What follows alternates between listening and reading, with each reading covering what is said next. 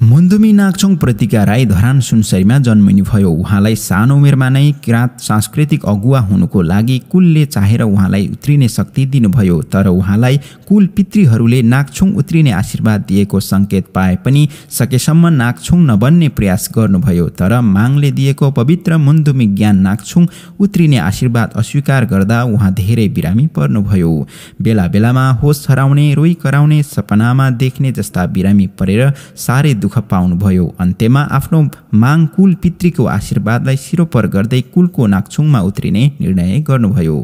माङको आशीर्वादलाई सिरोपर गरेर नागछोङ उत्रिने भएपछि उहाँलाई बिरामी हुने, होस गुमाउने, रुने कराउने जस्ता पहिलाको दुःख पाउने बिरामीहरू क्रमशः ठिक हुँदै गए।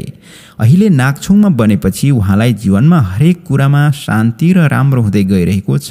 अहिले उहाँ आफ्नो पिता पुर्खा माङ कुल पितृले दिएको आशीर्वादलाई सहर्ष स्वीकार गर्दै मुन्दुमी ज्ञानहरू क्रमशः सिक्दै गइरहनु भएको छ।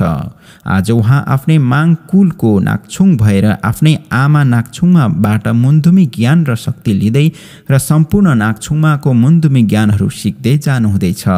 माङ कुल पितृको आशीर्वादले सम्पूर्ण मुन्दुमी ज्ञान शक्तिहरू आर्जन गर्दै नागछोङमा बनेपछि प्रतिका राई हाल लन्डनमा बसोबास गर्दै आए पनि समय समयमा नेपाल गइरहनुहुन्छ।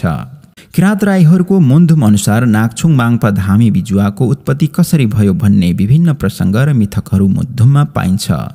किराँत राईहरूको मुन्दुम अनुसार पारुहाङ मुन्दुमी विधामा पोख्त थिए र पारुहाङले नै सुम्निमालाई मुन्दुमी विधा सिकाए। पारुहाङले बिरामी परेको मानिसहरूलाई आफ्नो मुन्दुमी विधाले निको पार्दथे। सुम्निमाले मुन्दुमी शक्ति दुरुपयोग गरिन्। पारुहाङ र सुम्निमा बीच मुन्दुमी शक्तिमा प्रतिस्पर्धा भएको मिथकहरू पाइन्छ। त्यस्तै सुम्निमाको र पारुहाङको छोरा होङछा र नागराज दलिङ र नाकिमाको छोरी सिक्कुरीमा बीचमा विवाह भए पश्चात हेन्खामाको मनुष्य लोकमा मानिसहरू दुख बिमार भएपछि नागराजले नागछोङ र माङपाहरू दुःख बिमार हटाउन पठाएको मुन्दुमी मिथकहरू पाइन्छन्। यो नागछोङवाद, माङपावाद, फेदाङमावाद संस्कृति भनेको प्रकृति जस्तै नजिक रहने जीवन पद्धति हो। यो प्रकृतिसँग नजिक रहने यस्तो प्राकृतिक जीवन पद्धतिमा नै आनन्द, शक्ति र खुसी प्राप्त हुन्छ। यो प्राकृतिक जीवन पद्धतिमा नै जीवनको वास्तविकता प्राप्त गर्न सकिनेछ। यो संसारको अधिकांश प्राचीन मानव सभ्यताहरूमा नागछोङ, माङपा, बिजुवा, धामी, झाँक्री संस्कृति विद्यमान थियो।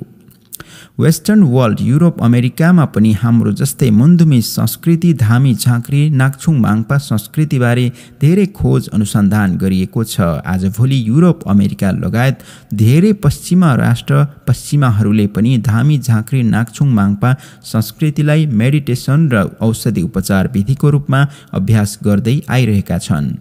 किराँती समुदायमा हजारौं वर्ष अघिदेखि हाम्रो किराँती पुर्खाहरूले जोगाएर ल्याएको मुन्दुमी ज्ञान संस्कृति जान्ने सांस्कृतिक अगुवाहरू नागछोङ, माङपा, मुन्दुमी, रिसिमी, तायमी, कुबी, नागिरे, जानपा, माबी, ज्वाम्पो, पासिङ, दोवा, फेदाङमा, येवा, येमा, देवारी, तुमसाबङ, धामी बिजुवाहरू अधिकांश बुढो पाको उमेरका हुनुहुन्छ र उहाँहरूमा भएको मुन्दुमी ज्ञान संस्कृति पछिल्लो युवा पुस्ताहरूले सिक्ने काम भइरहेको छैन।